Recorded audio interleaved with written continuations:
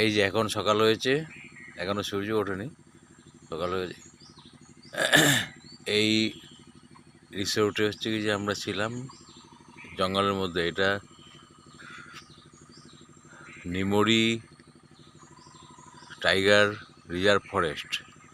এই যে এই রুমটা হচ্ছে আমাদের, এই যে হোয়াইট উইং ডাক। এই রুমটার নাম, কটেজটার নাম হচ্ছে হোয়াইট উইং ডাক।